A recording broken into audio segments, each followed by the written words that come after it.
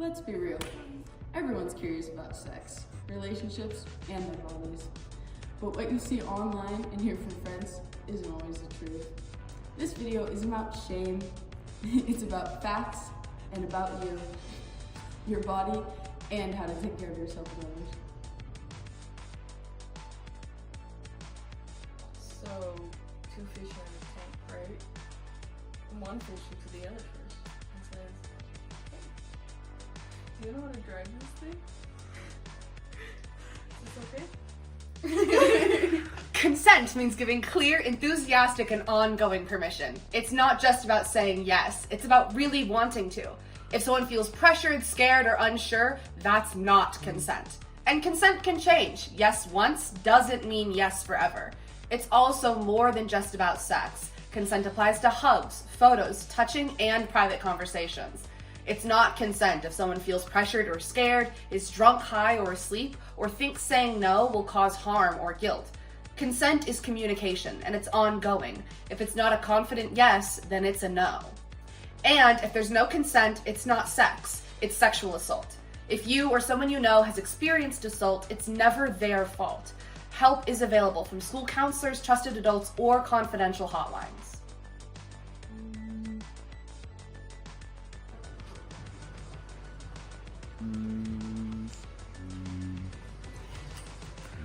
Sexual assault, or SA, is any sexual activity without consent. That can include unwanted touching, forcing someone to do sexual things, or exposing them to sexual acts. It's about power, not attraction, and it can happen to anyone, regardless of gender or sexuality. It is never the survivor's fault, ever. It can happen between strangers, but also between people who know each other. Sometimes it happens in families or trusted relationships, which can make it even harder to talk about. When the person causing harm is a parent, sibling, relative, or someone who's supposed to protect you, it's still not okay.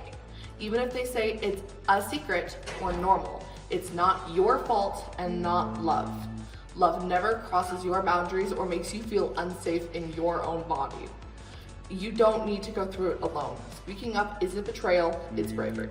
If you're supporting a survivor, listen, believe, and don't judge.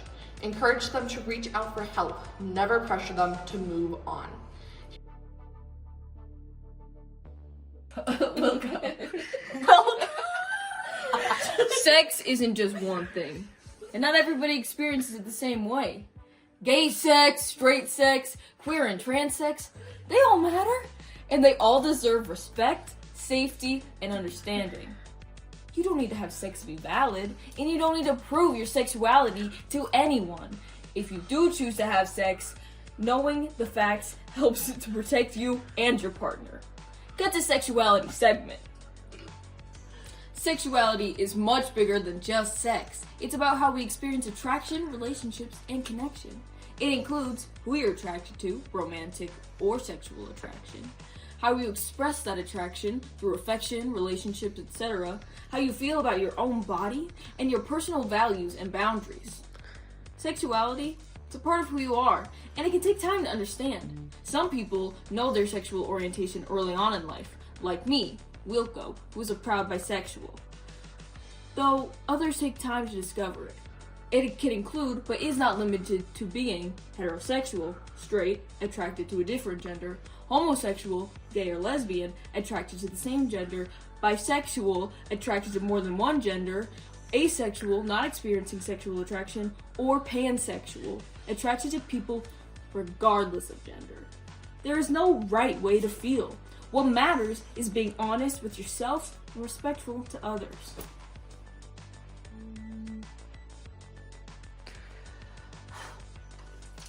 Birth control helps prevent pregnancy, and some methods also protect against STDs. Here are the basics.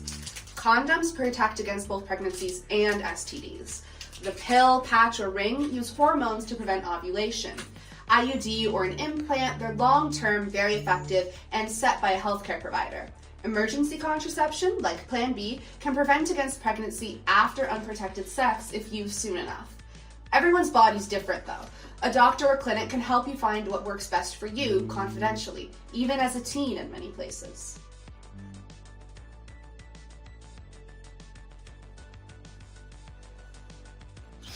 STDs, or sexually transmitted diseases, can spread through any kind of sex, oral, anal, or vaginal. They're common, and most are treatable. Common examples include chlamydia, gonorrhea, HPV, herpes, and HIV. Many people have no symptoms, which is why it's key to do regular testing. Testing is normal. It's not shameful, it's responsible.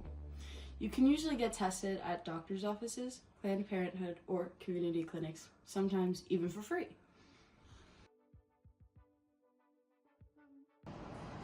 Erogenous zones are body parts that feel good when touched. They're different for everyone. What one person might like, another might not. Some examples of common erogenous zones are lips and mouth, neck, ears, inner thighs, chest or nipples, or genital areas. Less common zones include hands or fingers, shoulders, back, stomach, feet, and scalp or hair. For some people, gentle, non-sexual touches like hugs, holding hands, or a pat on the back can feel comforting or emotionally connecting. That's also part of human touch. That's why communication matters. Ask what feels good, listen to what doesn't, and never assume. Remember, pleasure only matters when everyone involved feels safe and respected.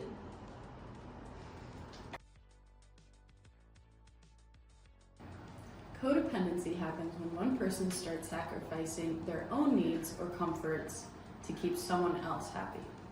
Maybe because they're scared the person will leave, get angry, or stop loving them.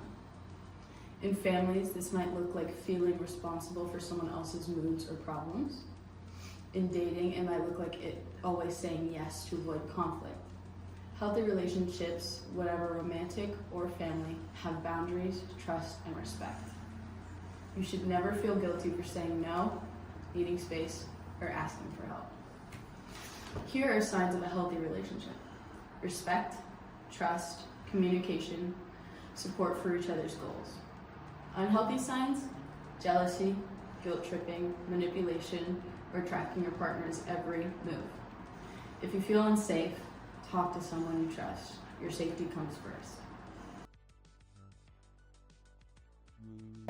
Gender identity is how you see yourself. Male, female, both, neither, or somewhere in between. Everyone deserves respect for who they are. Gender-affirming care can include therapy, social support, hormones like testosterone and estrogen, or surgery, depending on what's right for each person. It's about health and happiness, not forcing change. Using someone's name and pronouns is a simple, powerful form of respect. Sex ed isn't just about sex. It's about learning how to care for yourself. Physically, emotionally, and socially. You deserve respect. You deserve information. You deserve safety. Communicate honestly. Ask questions. Use protection. Respect boundaries. Seek help when needed. Your body, your choice, your safety. Because being informed doesn't take the mystery out of growing up. It makes it healthier. Fade out.